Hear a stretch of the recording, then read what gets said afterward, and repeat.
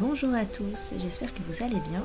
On se retrouve aujourd'hui pour le tuto vidéo du patron châtaigne. Le patron châtaigne est un patron qui vous permet de coudre une blouse ou une robe. Le montage de la blouse et de la robe est identique, mis à part que sur la robe vous pouvez ajouter des poches. Donc vous pouvez trouver le tuto pour les poches dans le livret de montage.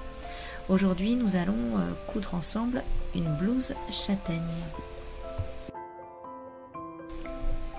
Alors châtaigne s'attache dans le dos par une bride au-dessus d'un petit dos nu. Et donc nous allons commencer par préparer cette bride. Alors vous prenez le rectangle de tissu coupé pour faire la bride. Pliez-le en deux, endroit contre endroit dans le sens de la longueur.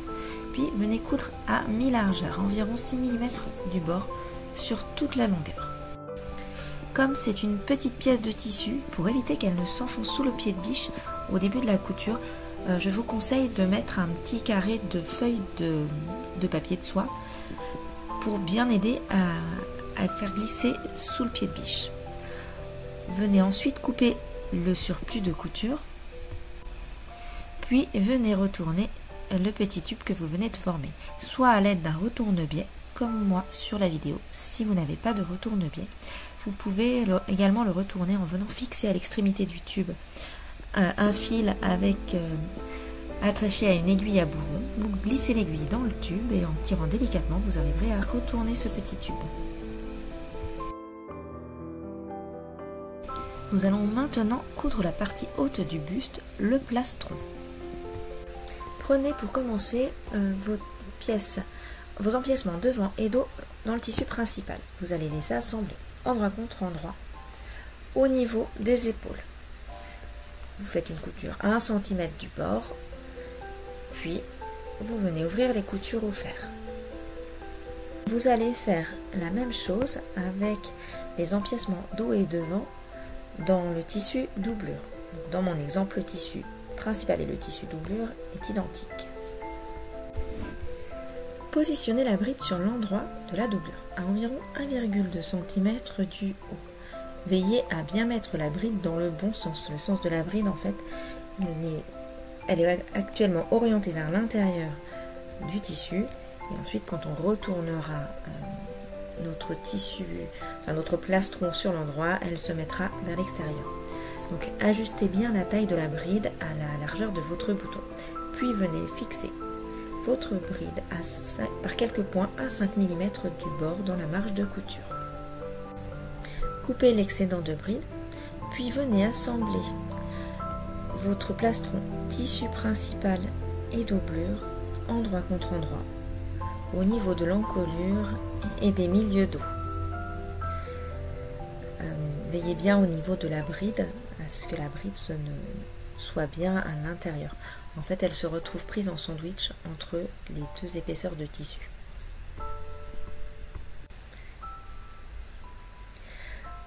Afin de coudre le plus précisément possible les angles, je vous conseille de les marquer à la craie ou au crayon effaçable par avance, donc ils sont à 1 cm du bord. Voilà. Donc vous allez coudre en une fois les milieux dos et l'encolure. Quand vous arrivez au niveau d'un angle que vous avez marqué, plantez l'aiguille au niveau de la croix de cet angle, soulevez le pied de biche, tournez délicatement votre ouvrage, replacez votre pied de biche et continuez votre couture. Au niveau de l'angle près de la bride, faites la même chose en veillant à ne pas coudre sur votre bride. Afin de retourner votre plastron sur l'endroit, crantez au niveau des arrondis.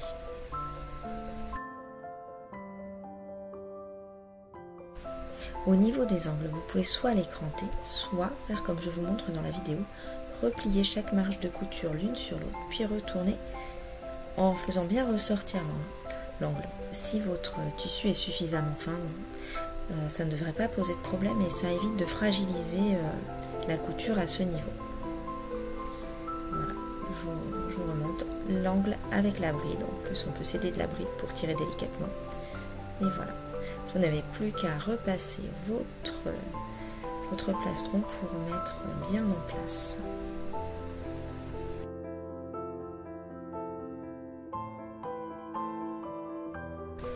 Voilà, votre plastron est terminé. Nous allons passer à l'assemblage du buste. Tout d'abord, nous allons assembler le devant du buste. Donc tout d'abord, prenez votre devant et veillez à bien repérer les repères en haut du devant afin de placer les fils de fronce. Pour placer les fils de fronce, augmentez là au maximum la longueur de votre point sur votre machine et diminuez la tension du fil. Tirez sur le fil d'aiguille et le fil de canette de manière à ce qu'il dépasse bien vers l'arrière. Puis venez coudre à partir du premier repère votre premier fil de fronce à 5 mm du bord.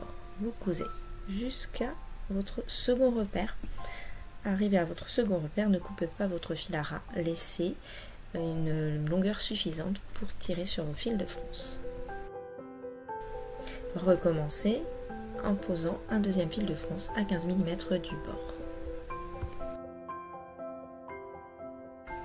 Sur l'envers de votre tissu, tirez sur vos deux fils de fronce de chaque côté, sur les deux en même temps, afin de froncer votre devant entre les repères. Vous allez donc maintenant assembler votre plastron et votre devant.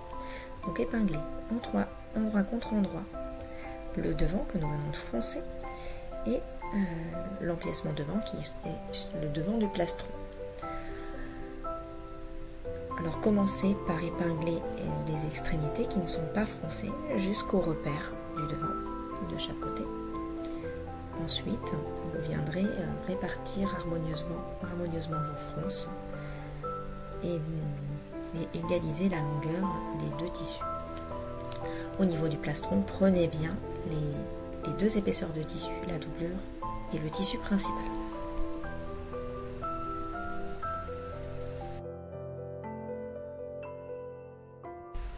Au niveau des fronces, prenez bien le temps de les répartir harmonieusement, tirez sur les fils de fronce régulièrement ou replacez le tissu bien en face.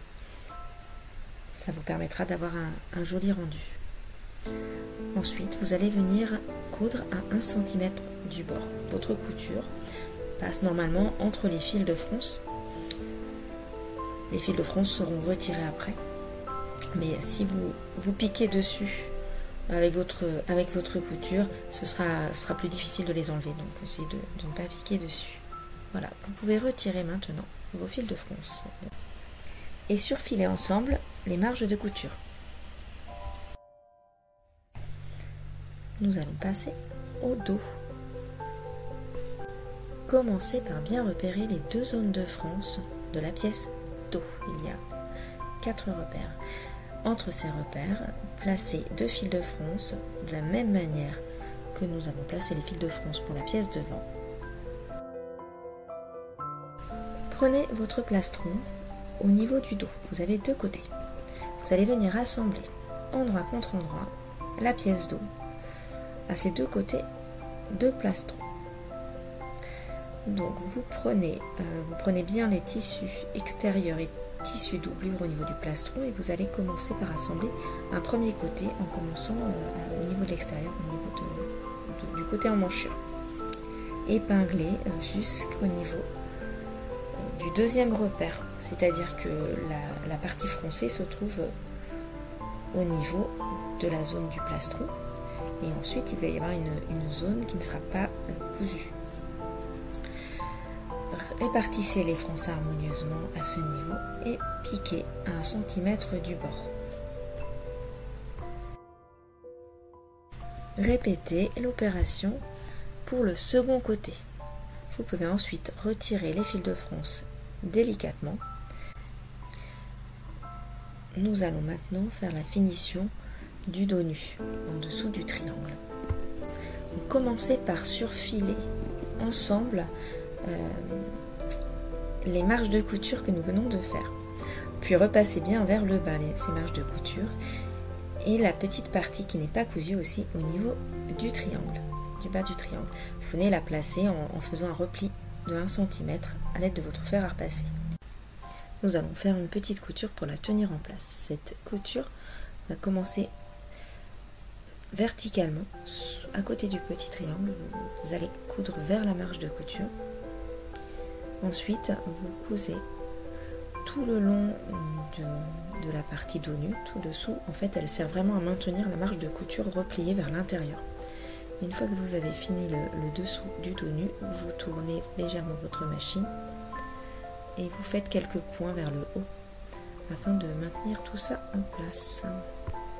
Nous allons terminer l'assemblage du buste par la couture des côtés. Commencez par surfiler à chaque côté de votre buste, devant et dos. Puis assemblez ensemble chaque côté, devant et dos, en faisant une piqûre à 1 cm du bord.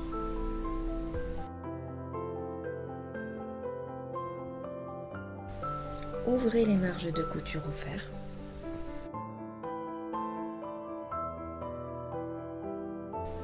Voilà pour l'assemblage du buste. Nous allons maintenant passer aux manches. Pour coudre les manches, nous allons commencer par préparer les poignées de manches. Je vous rappelle que le montage des manches est identique pour les manches longues ou courtes. Alors moi j'ai commencé par entoiler mes bandes de poignées de manches pour qu'elles aient plus de tenue. Voilà, donc en fonction de votre tissu, vous pouvez faire la même chose. Pliez donc envers contre envers vos poignées de manches dans le sens de la longueur. Puis venez rabattre chaque côté de 1 cm dans le sens de la longueur. Faites un petit repli en fait. Donc d'un côté et puis de l'autre.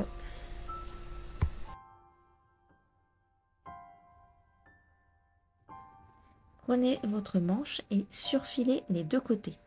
Ensuite, passez 2 fils de fronce dans le bas comme vu précédemment. Ensuite, repérez le milieu de cette longueur à l'aide d'une épingle ou d'un petit trait de crayon effaçable, ainsi que l'écart.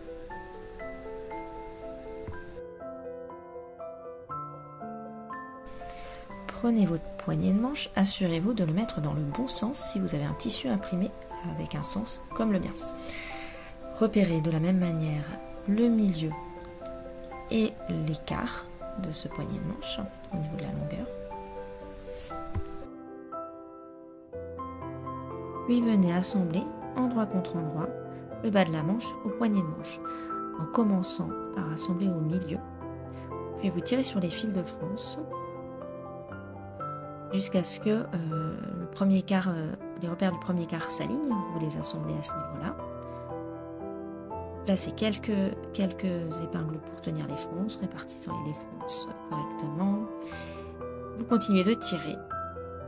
Vous assemblez bord à bord. Vous recommencez la même opération pour l'autre côté, de manière à ce que les fronces soient bien réparties sur toute la longueur du poignet. Voilà. Placez plusieurs épingles pour que ça tienne bien. Puis vous allez venir piquer à 1 cm du bord, tout le long.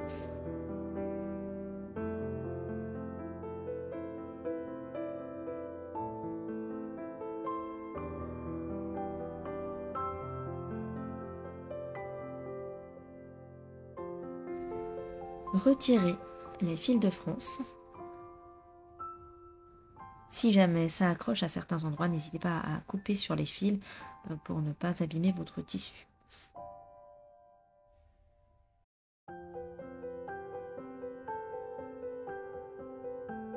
Repassez la marge de couture vers le poignet de manche.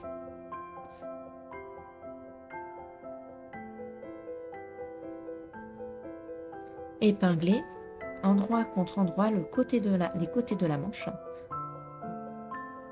veillant à bien aligner les bords du poignet et la couture poignet et manche. Vous épinglez tout le long et vous venez piquer à 1 cm du bord en une fois, en commençant en haut de la manche et en finissant tranquillement au niveau du poignet.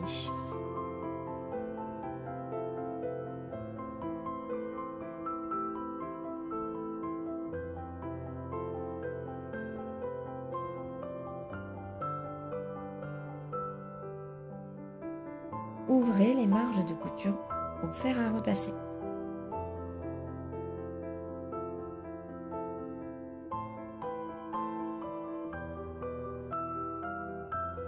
Gardez votre manche sur l'envers, puis venez plier votre poignée de manche sur le pli formé précédemment.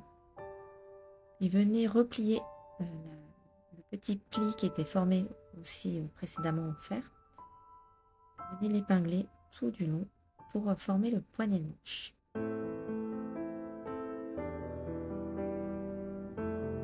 Vous allez fixer le poignet à ce niveau par une couture à la main en faisant un point visible. Donc vous attachez votre fil tout d'abord au niveau de la marge de couture de l'assemblage de la manche.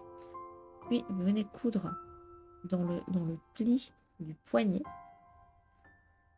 et dans la marge de couture tout autour du poignet de manche. Voilà, donc on pique une fois dans le pli du poignet, une fois dans la marge de couture et on recommence. Comme ça, cette couture est totalement invisible et ne se voit pas sur l'endroit. Continuez cette couture tout autour du poignet et finissez par un petit nœud dans la marge de couture. Nous allons passer à l'assemblage de la manche au niveau de la tête de manche. Commencez par repérer les deux repères de côté de la tête de manche et vous allez venir passer deux fils de fronce entre ces deux repères. Pour assembler votre manche à l'emmanchure, vous allez placer votre buste sur l'envers et glisser à l'intérieur votre manche à l'endroit, comme ça, pour placer les tissus endroit contre endroit. Commencez par épingler au niveau des coutures côté, puis au niveau des repères dos et devant de la manche. Au niveau du buste, ce sont les coutures plastron et devant et plastron et dos qui servent de repères à aligner avec les repères devant et dos de votre manche. Ensuite, venez épingler le haut de la tête de manche au niveau du repère couture épaule, au niveau de la couture épaule du plastron, puis tirez sur les fils de fronce de manière à répartir vos fronces. Dans ce modèle, je vous propose de répartir les fronces de manière à ce qu'il y ait à peu près 3 cm de fronce de chaque côté de la couture épaule. Si vous aimez que les fronces soient un peu plus serrées, vous pouvez les resserrer. Si vous préférez qu'elles soient plus écartées, vous pouvez les desserrer un petit peu.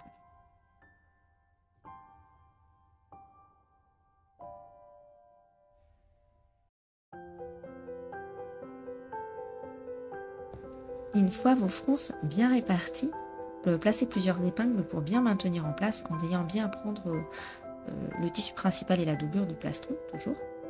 Et vous pouvez vérifier comment sont positionnées vos fronces sur l'endroit de votre tissu. Ensuite, vous allez coudre à 1 cm tout autour de l'emmanchure.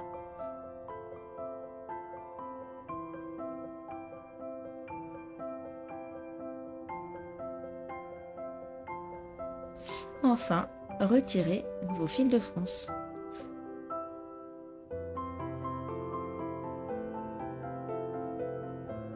Surpilez les surplus de couture ensemble, puis repassez la marge de couture vers les manches. Nous allons passer à l'ourlet.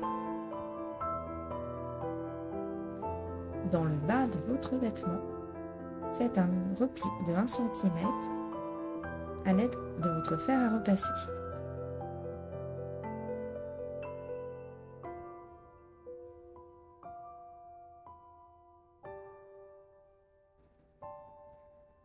Au niveau des marges de couture, vous pouvez couper le petit surplus dans les petits coins.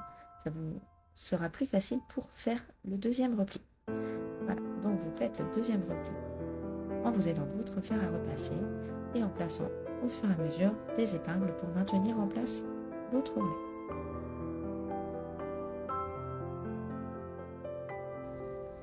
Ensuite, sur l'endroit de votre vêtement, vous allez venir piquer à 8 mm du bord tout autour pour tenir l'ourlet en place. Prenez bien un repère sur votre machine à coudre au niveau de votre pied de biche afin de bien coudre à 8 mm tout autour.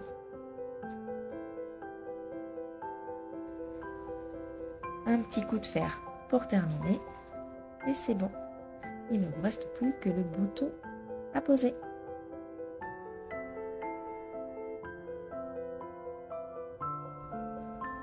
Alors, prenez votre blouse et votre bouton, placez-le, puis faites un petit repère avec d'une craie ou d'un crayon effaçable. Puis, à l'aide d'un filet d'une aiguille, venez coudre votre bouton à la main.